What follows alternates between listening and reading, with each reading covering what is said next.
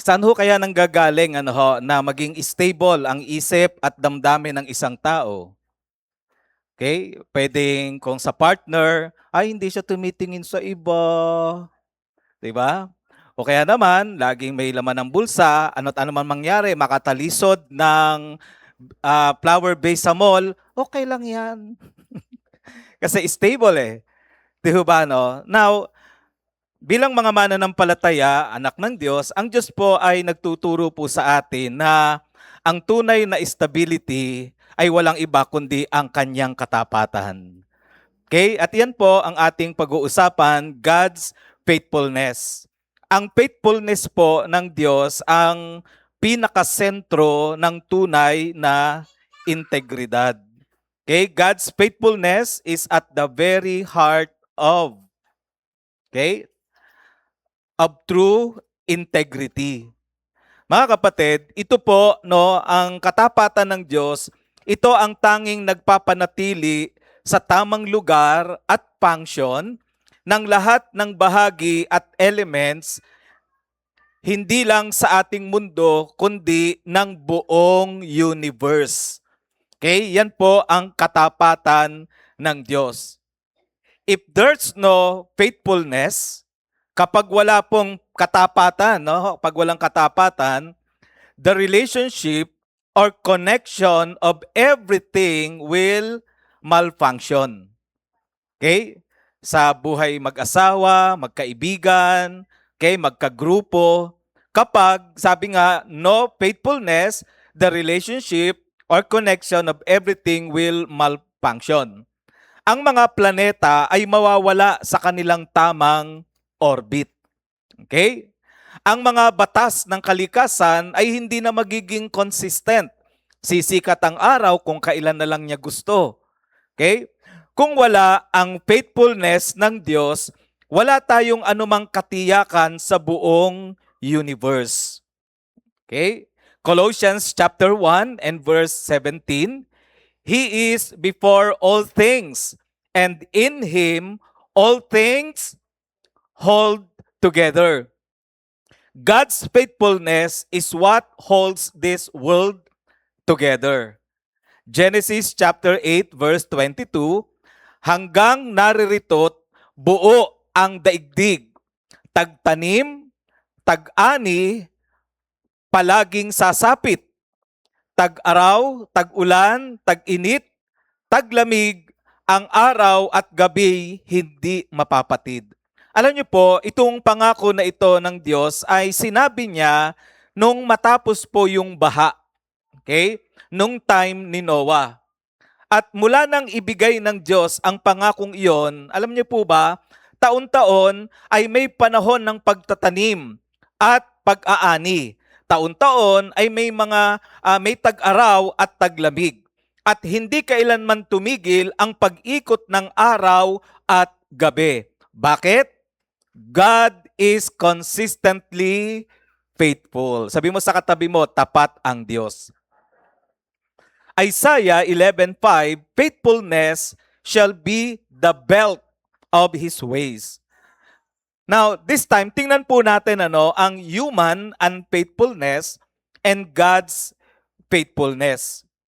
Alam niyo po, minsan parang malungkot isipin ang katotohanan na maraming tao ang hindi na tapat sa panahon natin ngayon. Huwag mo nang tingnan. Di ba Totoo ba 'yan, di ba Sa buhay talaga makikita mo 'yan sa statistics ng iba't ibang aspeto ng buhay. Yung katapatan, mga kapatid. Halimbawa, sa gaya ng sa marriage and other partnership and relationship aspects. Okay? Kaya kung ikaw ay may tapat na asawa, mahalin mo na ng todo. Okay? Sabi mo sa katabi mo, todo daw. Okay?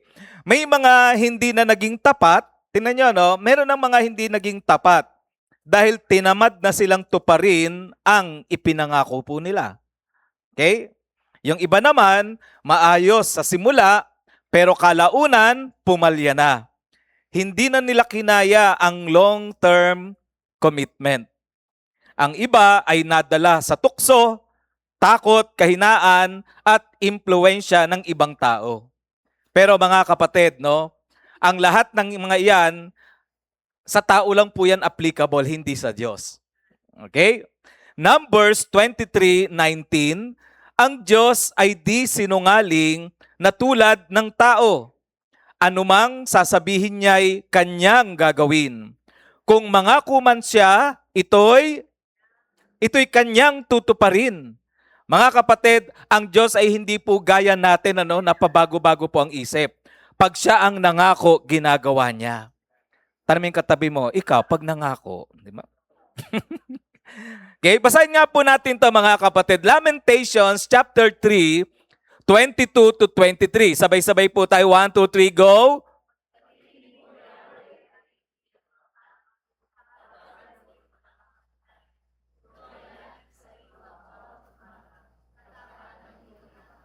Another verse, 2 Corinthians chapter 1 and verse 20. Sabay-sabay po.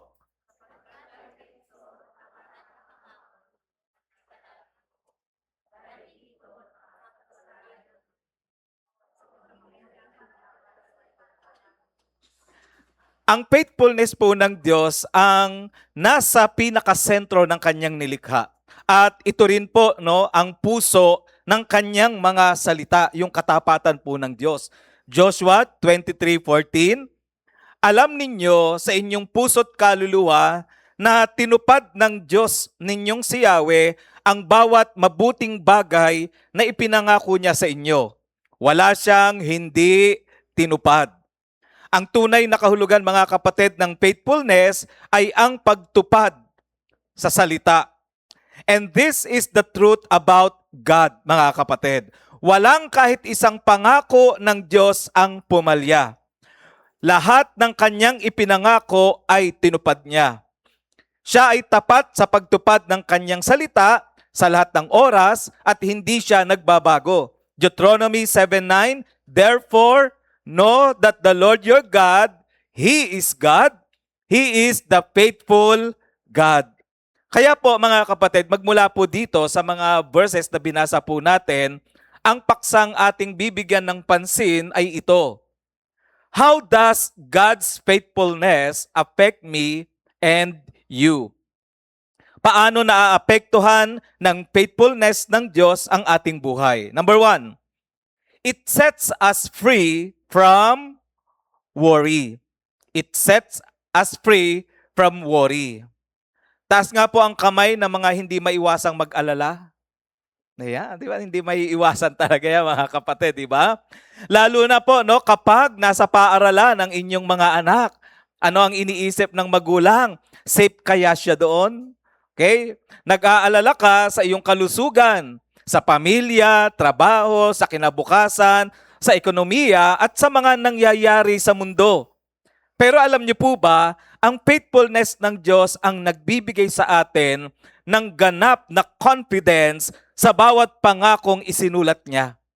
Okay? Sa kabila po ng lahat ng hindi maiiwasan na mag-alala ang tao, ang confidence, ang faithfulness ng Diyos ang matibay, na nagbibigay sa atin ng ganap na confidence, mga kapatid, ang pangako ng Diyos.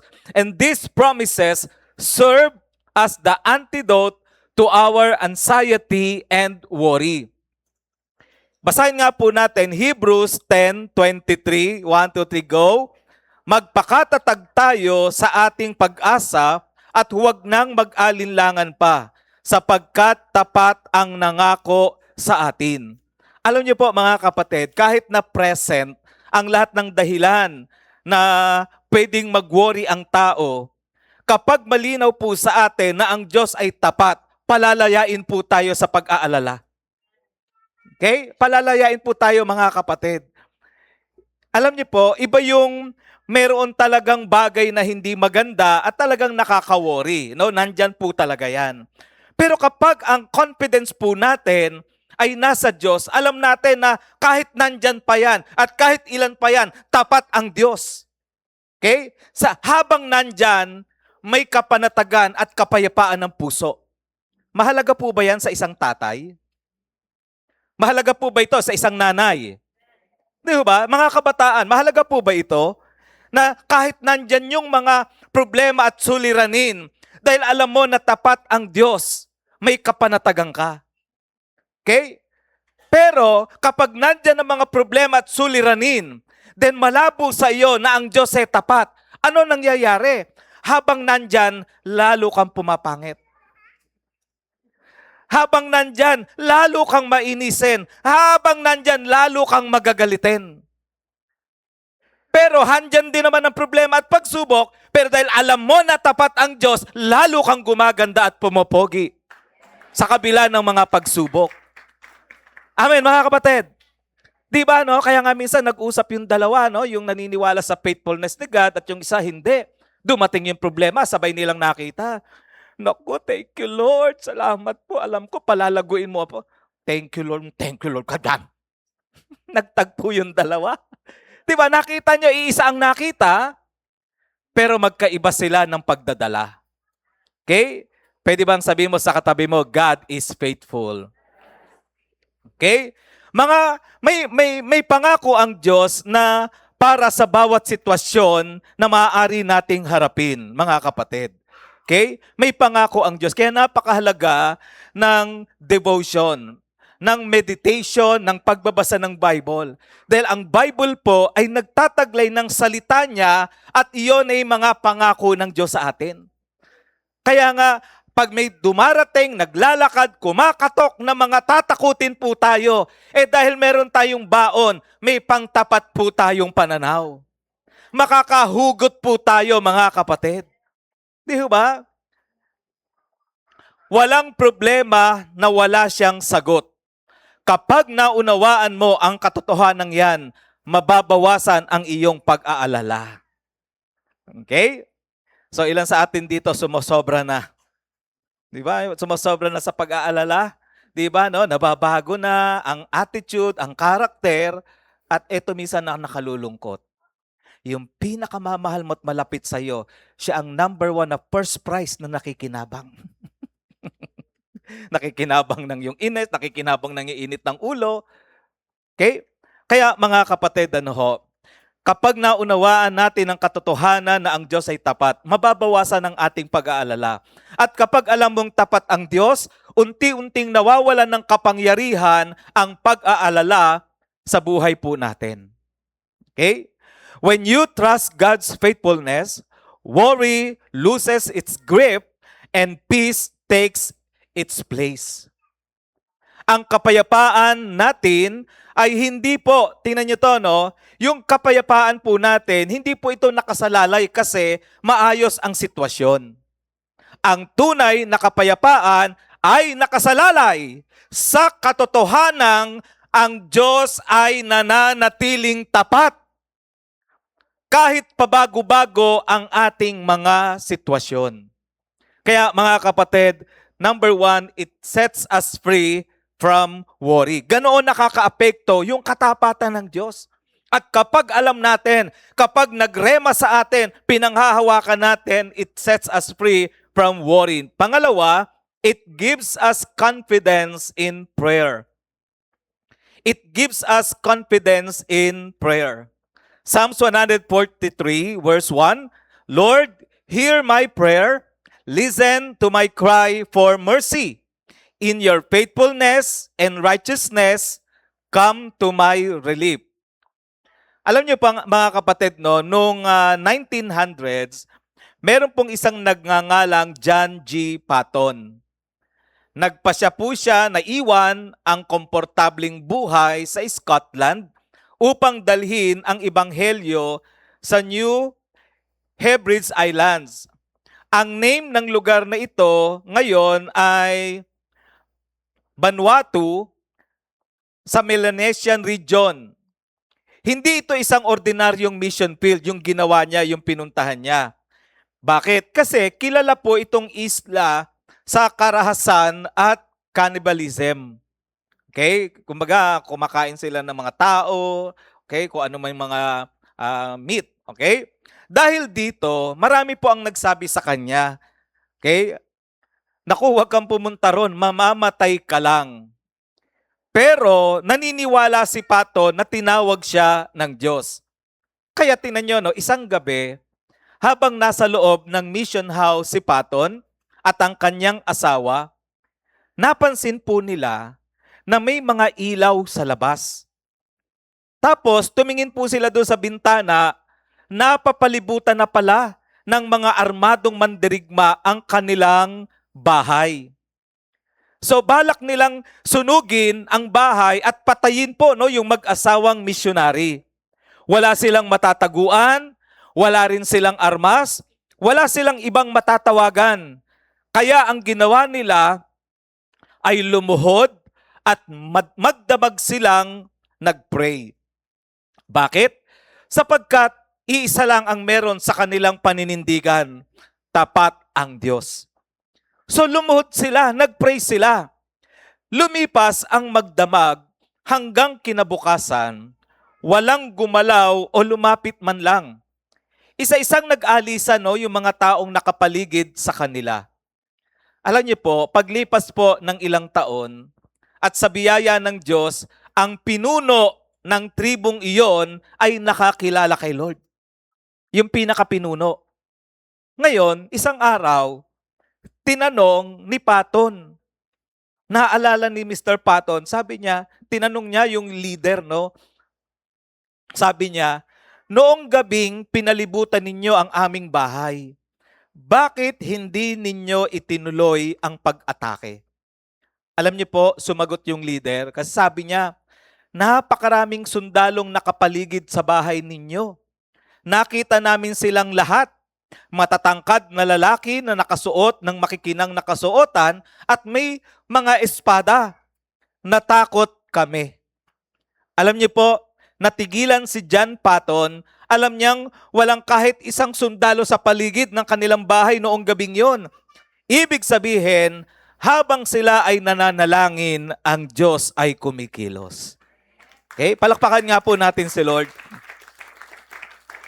Hindi nila nakita ang ginawa ng Diyos ng gabing yon. Pero nakita ito ng kanilang mga kaaway. Mga kapatid, minsan hindi po natin nakikita yung mga solusyon. Pero pag tayo nagpe-pray, gumagawa ang Diyos. Okay? Hindi po dahilan, mga kapatid, na yung mga problema at pagsubok, hindi yun ang dahilan para tayo sumuko. Kundi ang dahilan na sa gitna ng mga problema at pagsubok, ang dahilan para tayo magpatuloy is pwede tayong manalangin. Dahil sa mga hindi na natin kayang gawin, may magagawa lagi ang Diyos. Palakpakan nga natin si Lord. Madalas, hindi po natin laging nakikita kung paano kumikilos ang Diyos kapag tayo ay nananalangin. Pero alam niyo po, dahil tapat ang Diyos, makakapanalangin po tayo ng may buong pagtitiwala na He is already at work even when our eyes cannot yet see it. Okay?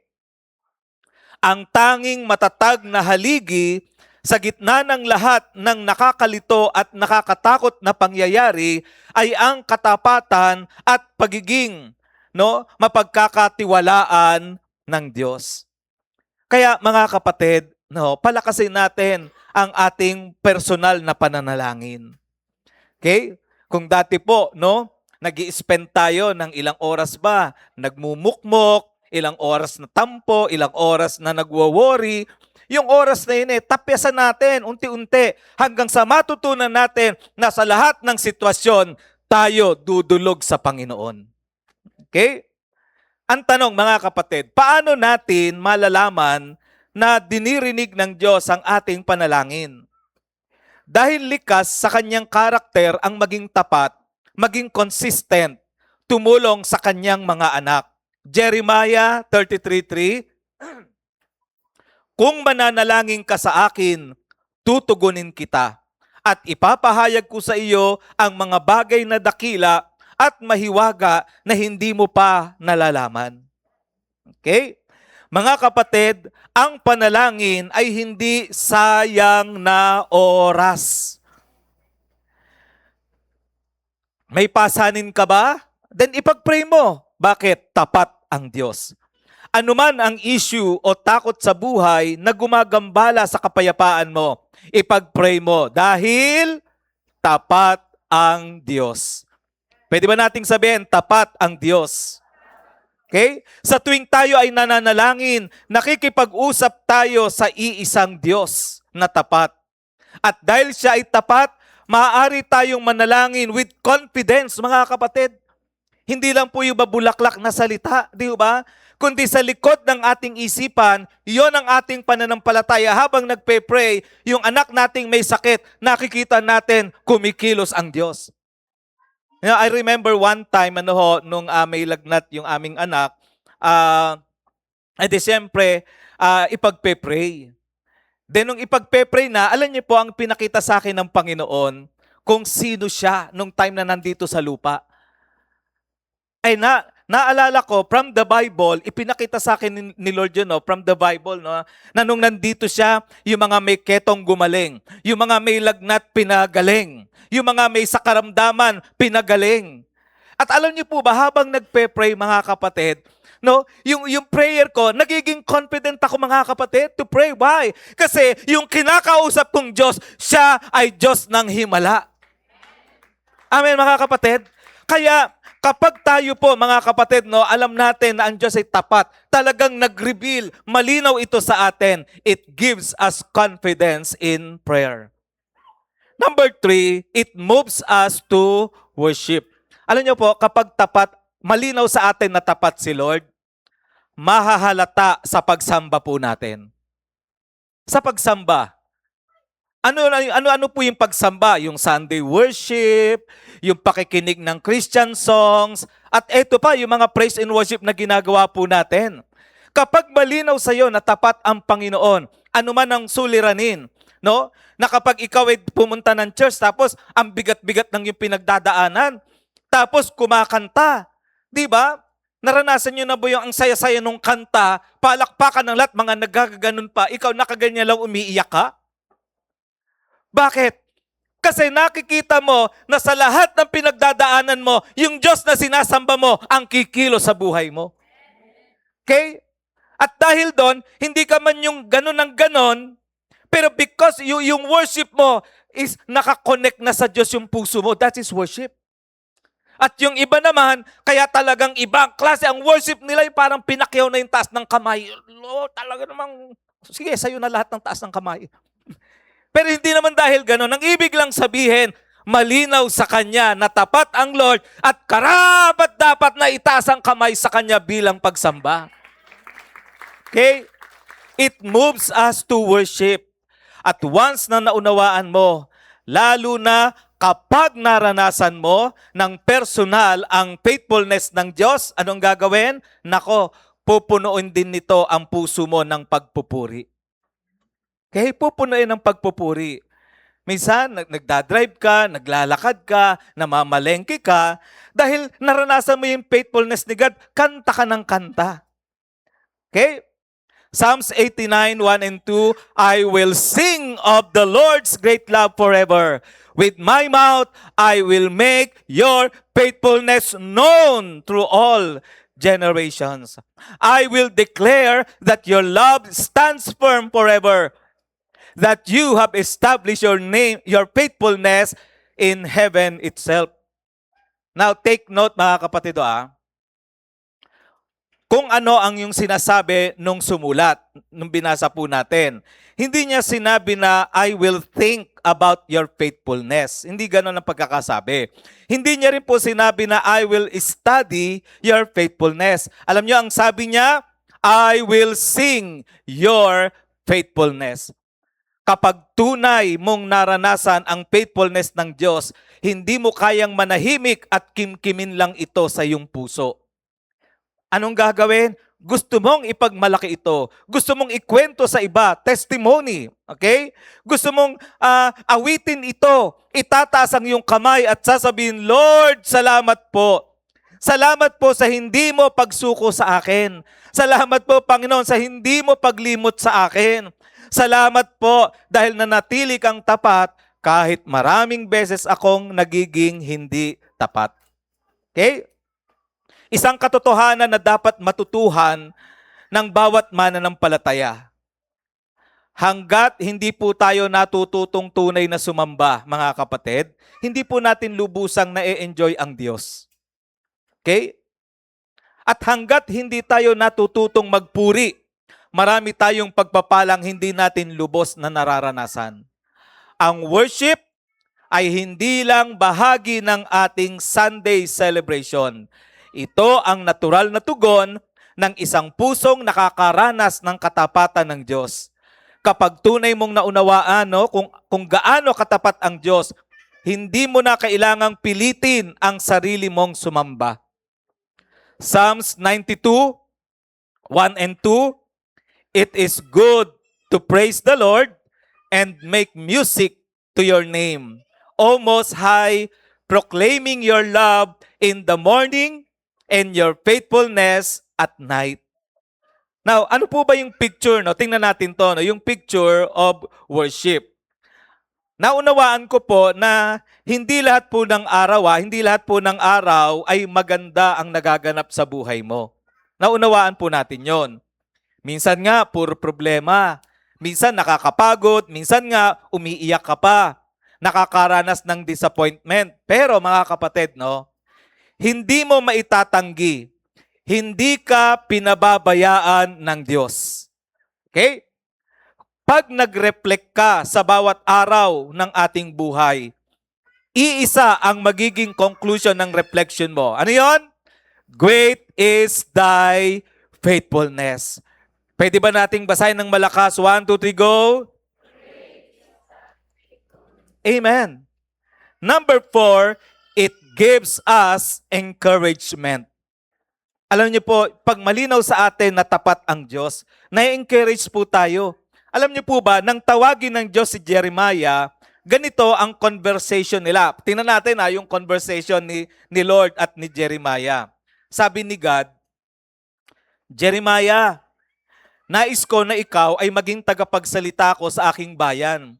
Gusto kong mangaral ka sa Israel."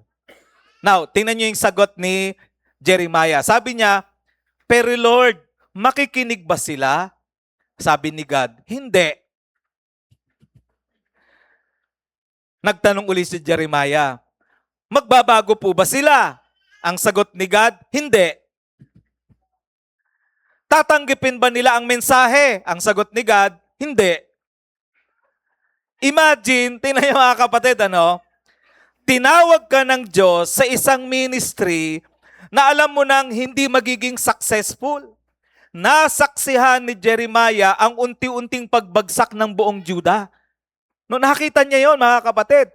Sunod-sunod ang naging hari at bawat hari ay mas masama kaysa sa nauna.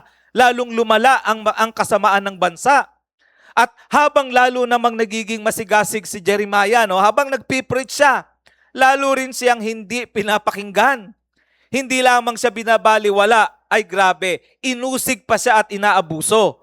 Pinagbabanta ang papatayin at eto pa, pinabubugbog.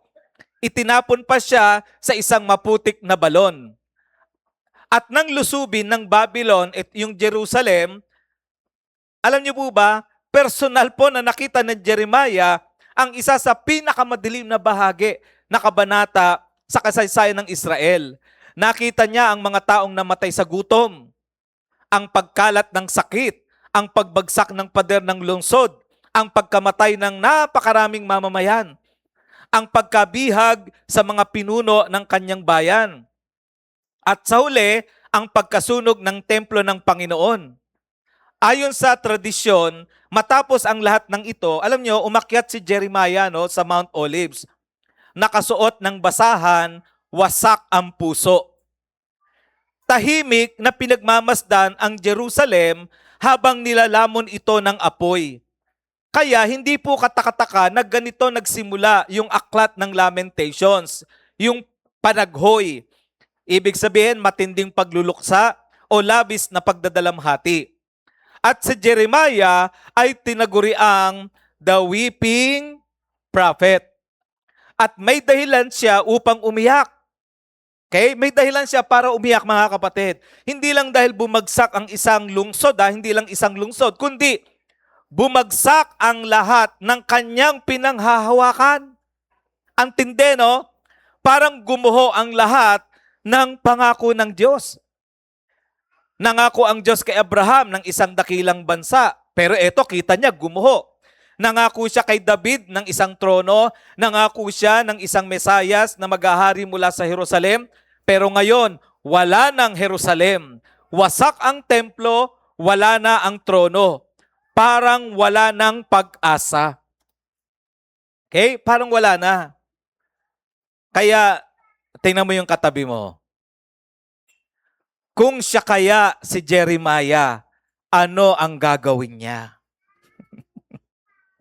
Taming katabi mo, tinatanong ka, ano raw gagawin mo? Di ba? Kapag tayo yung Jeremiah, mga kapatid, hula ko po, unang araw pa lang, baka mag-resign ka na. Jeremiah, at the time, he wrote Lamentations 3. No? Alam niyo po ba, yung time na yon, no, isinulat niya yung book na yon ng Jeremiah chapter 3 ay totally broken inside and out. Ganun siya habang sinusulat niya yon. Yung tipong wala nang natitirang pag-asa. Pero, tingnan niyo sinusulat niya sa panahong broken na siya, pero parang may isang kidlat na gumuhit sa gitna ng pinakamadilim na gabi at nagbigay ng liwanag. Pakinggan natin, mga kapatid. Meron pong isang katotohanan tungkol sa Diyos na muling pumasok sa isip ni Jeremiah. Okay? Sa lahat ng yun, yung mga nangyari, pumasok sa isip niya. Lamentations chapter 3 and verse 21. Basahin nga po natin. 1, 2, 3, go! Ang sabi niya, yet this I call to mind. Naaalala niya. And therefore, nagkaroon siya ng pag-asa. Meron po siyang inalala intentionally. Sa gitna ng hindi nagbabagong sitwasyon, sa gitna ng hindi pa nawawala ang problema, sinadya niya, sabihin nga natin, sinadya niya na alalahanin yung katotohanan tungkol sa Diyos. Ano yung katotohanan tungkol sa Diyos? Basahin din natin verse 22 to 23. 1, 2, 3, go!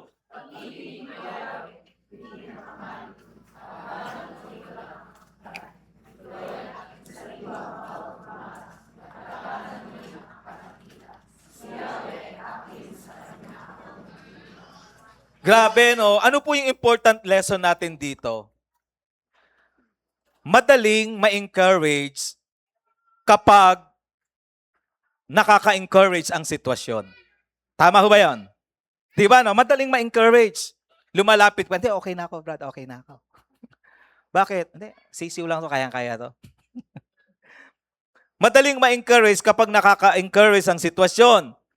Kapag may blessing, diba? Ilan sa atin napakabait pag maraming blessing.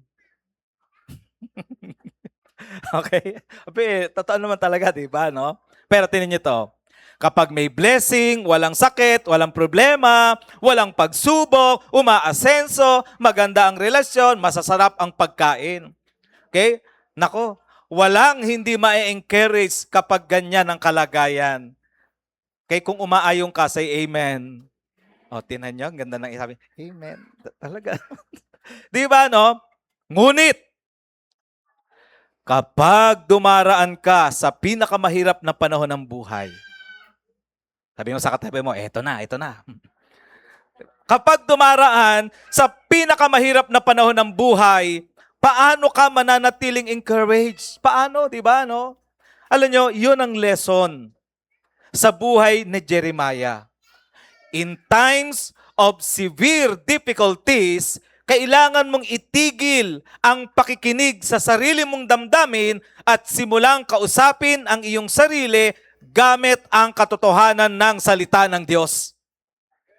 Okay? Kapag ang sinasabi ng sarili mo sa iyo, wala ng pag-asa, hindi na ako makakabangon, pinabayaan na ako ng Diyos, then, kausapin mo ang sarili mo, ganito ang isagot mo. Hindi totoo yan. At ang sasabihin mo pa, dakila ang kanyang katapatan at hindi nagbabago ang Diyos. Hindi nauubos ang kanyang habag. Bawat umaga, may bago rin siyang mga biyaya.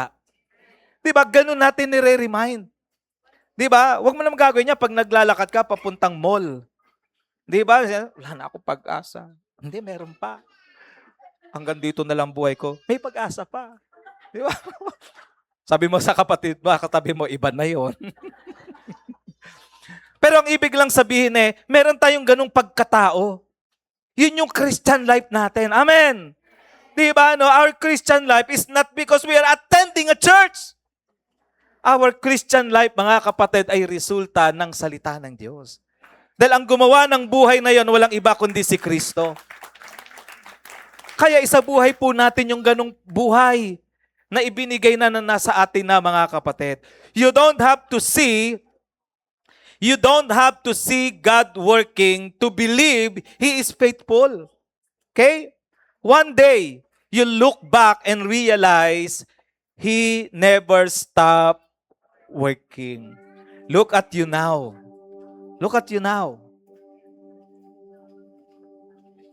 Mukhang yayamanin yung katabi mo kasi mayaman talaga. Pero, hindi mo alam kung anong luha. Hindi mo alam kung anong pain ang tiniis niyan. You don't know. Sabi mo sa katabi, wala ka nun. Pero alam nyo, bakit tayo nandito ngayon? Because sa lahat ng iyon, nandito pa tayo because God is faithful. Oh, kahit nandito ka, parang ang pait-pait pa ng pinagdaraan, hindi mo matanggap-tanggap. Ang katotohanan, nire-ready tayo ni Lord. May the best na parating. Pwede bang sabihin mo sa katabi mo, the best is yet to come. At kung maganda na yung nangyayari, lalo kang magpatuloy.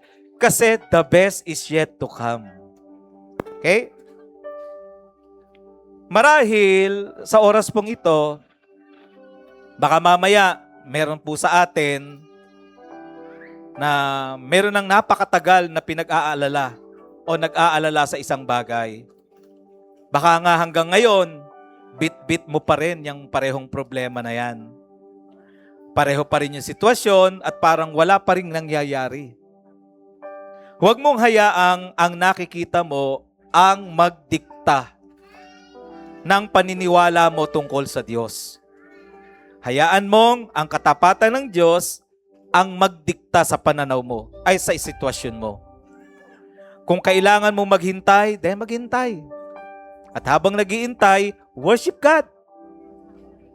Habang naghihintay, smile kung kaya. Kung di na kaya, di umiyak ka. Sabi mo, Lord, ang hirap. Pero kaya po ako tumatawag sa'yo because I trust you. Because you are faithful. Kung kailangan mo maghintay, maghintay. Kung kailangan mo manalangin, manalangin ka with confidence. Kung kailangan mong lumaban, sabi mo sa katabi mo, laban lang kapatid. Di ba? Kung kailangan mong sumamba kahit mabigat ang iyong puso, sumamba ka. Sumamba ka. At kung kailangan mo lang magpatuloy lang, di magpatuloy ka. Dahil ang Diyos na kasama mo kahapon ay kasama mo pa rin hanggang ngayon. At naroon din siya bukas. May mga pagkakataong hindi mo agad nakikita, no? Hindi mo agad nakikita yung faithfulness ng Diyos. Pero darating yung araw na lilingon ka sa nakaraan. Lilingon ka sa karanasan mo. Ngayon, at sasabihin mong, Lord, ngayon ko lang nauunawaan, you were faithful all along. Kaya ngayong umaga, huwag kang umuwi na nakatingin pa rin sa laki ng problema mo. Umuwi kang nakatingin sa laki ng Diyos na tapat sa kanyang mga pangako. Sapagkat ang katapatan ng Diyos, ang lahat ng dahilan para magpatuloy. Yung katapatan ng Diyos, ang dahilan, bakit ka ngingiti, bakit ka magiging panatag, yung may option ka na uminit ang ulo kasi umiikli na yung pasensya, then okay, nararanasan natin yan. Tama yan, tama yan. I mean, pag sinabi kong tama, sabihin, normal yan. Pero ang ginawa ni Jeremiah, parang inuntog niya yung sarili. Ayaw nga pala, tapat ang Lord. Okay? Choose to remember the Word of God. Choose to remember God. Pwede po ba tayong tumayong lahat? Sapagkat ang katapatan ng Diyos, yan ang lahat ng dahilan para magpatuloy, magtiwala, huwag huminto, at huwag sumuko. Great is thy faithfulness.